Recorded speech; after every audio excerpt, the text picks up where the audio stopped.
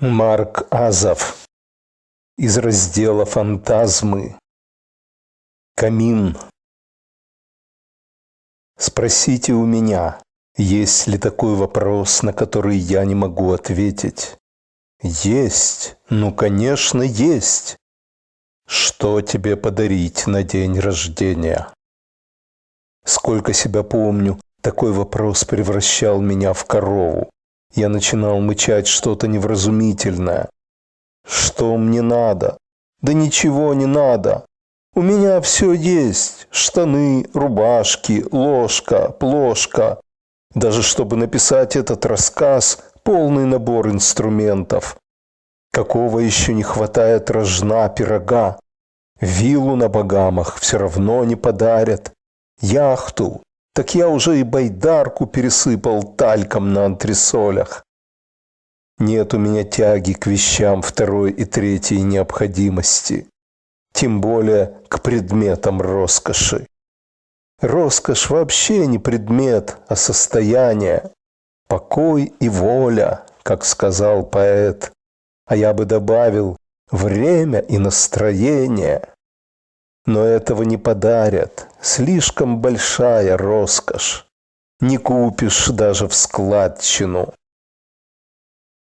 И все это я вру. Есть одна вещь, о которой мечтаю, грежу, во сне вижу.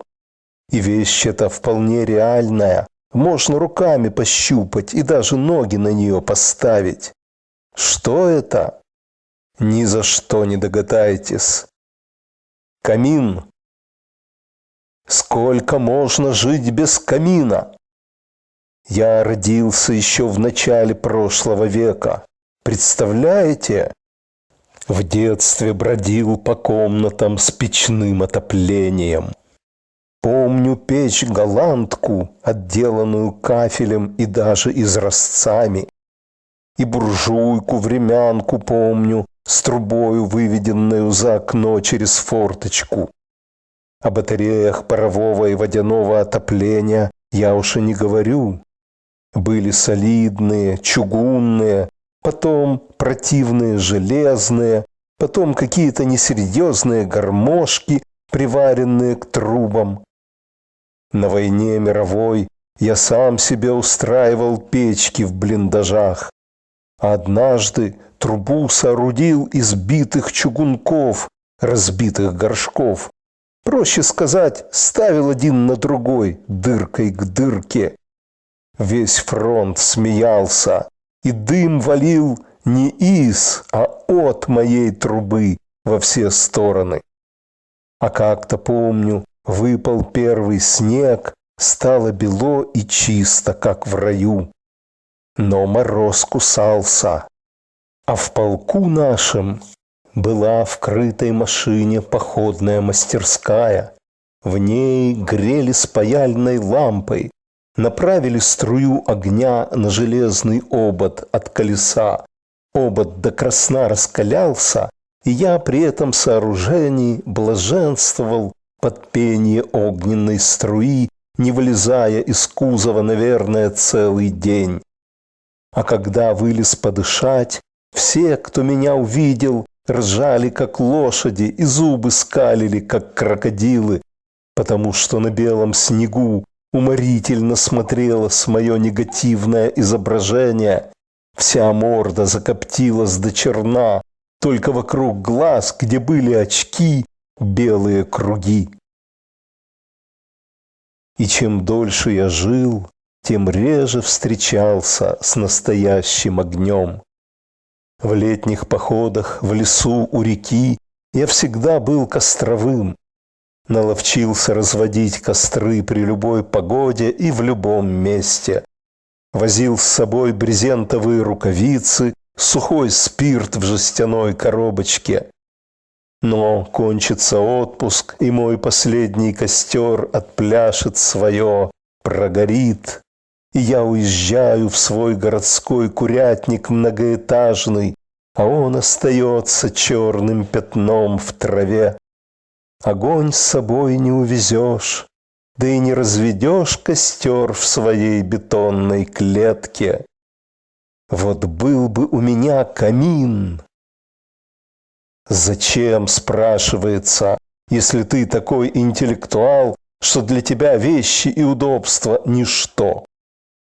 А именно за этим. Камин – интеллектуальная собственность.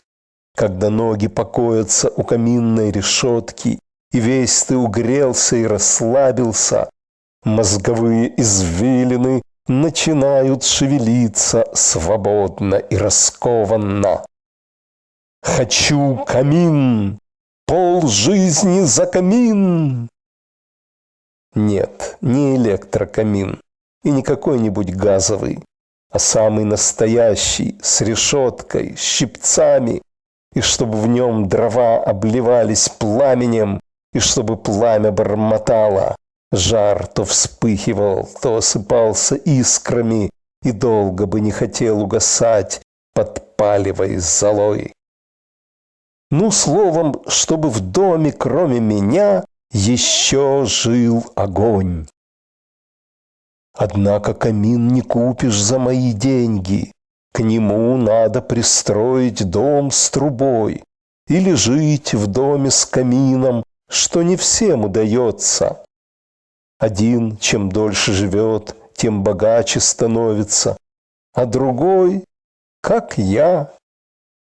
И все же долго жить выгодно. Я все-таки дожил до такого времени, когда камины подешевели. Пошло такое глобальное потепление Земли, что все устремились за холодильными установками. Теплые дома побросали, стали жить в холодильных камерах. Самый фешенебельный автомобиль – рефрижератор, в котором ранее возили мясные туши. Теперь в нем люди блаженствуют.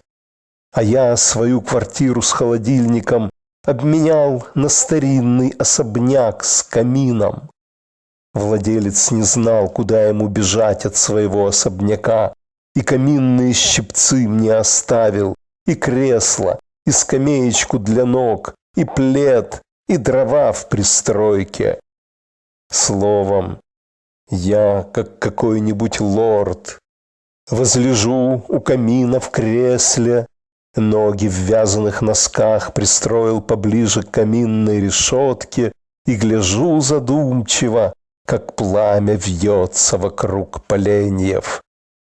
Вот так, наверное, мой косматый предок, глядя на огонь, превращался в человека. Днем, пока он гонялся за хлебом насущным, который от него улепетывал во все лопатки, или наоборот, норовил поддеть на рога, у предка была одна мысль животного происхождения – съесть или не быть съеденным. А вечерком у костра в пещере он уже мог себе позволить предаться размышлениям. Как я о камине, так и он до этого мечтал о своем огоньке у входа в пещеру.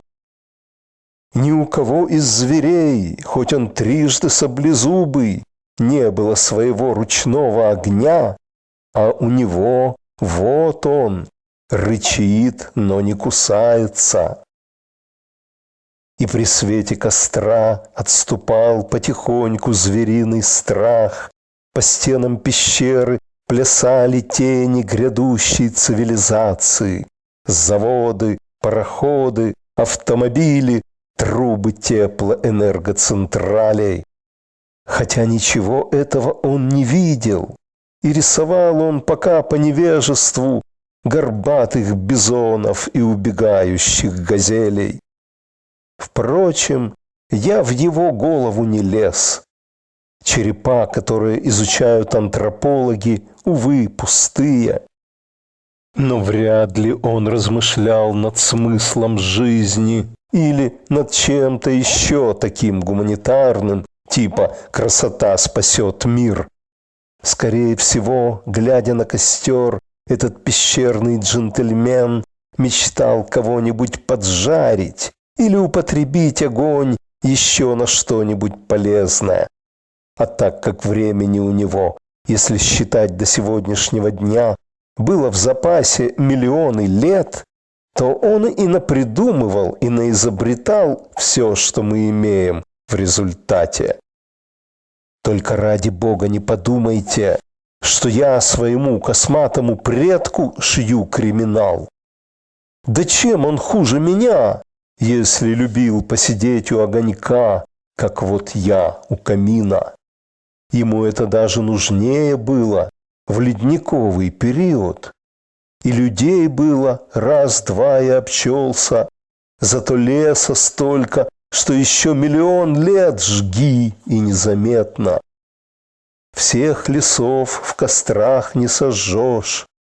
Огонь не в том виноват, что пожирает дрова, а в том, что человек у огня воображает себя равным природе. А это планете не безразлична. Она ведь планета, на которой мы с вами развели свой первый костер, тоже не бесчувственна, надо признать. Она, по мнению некоторых ученых, такое же живое существо, как мы с вами. Почему бы нет? Во мне, если покопаться, можно найти кальций, калий, фосфор, даже железо. Да чуть ли не все минералы из таблицы Менделеева. Но это не значит, что я не живой. Так почему же Земля мертвая, если уголь и нефть, которые мы из нее выдаиваем, это не камни какие-то, а леса, заросли, поросли, водоросли, травы, бактерии и бесчисленное множество других существ, которые жили, росли, плодились, вдыхали углерод и выдыхали кислород. Согласитесь, не всякой планете так подфартило. Я в химии не силен, но что было бы толку мне от моего камина, если бы не было кислорода? А так сбылась мечта всей моей жизни. Я умираю не как все остальные в холодильниках, а возлежу у камина в кресле, ноги в вязаных носках пристроил поближе к каминной решетке, гляжу, как пламя обнимает поленья, и мне приходят в голову те благоразумные мысли, которые вы только что прочитали. А вокруг плавится, тает и оползает, как свеча, бывшая наша планета. Колыбель цивилизации, мать ее! Когда-то мы, пацаны 12-летние, нашли на чердаке детскую коляску, плетеную из лозы на ржавых колесах. Катались здоровые коблы на детской коляске, пока не доломали до конца. Но даже нам в голову тогда не пришло сжечь свою бывшую колыбель. Жаль, обратного хода у времени нет, и я не смогу поделиться своими запоздалыми открытиями с косматым предком у костра в пещере.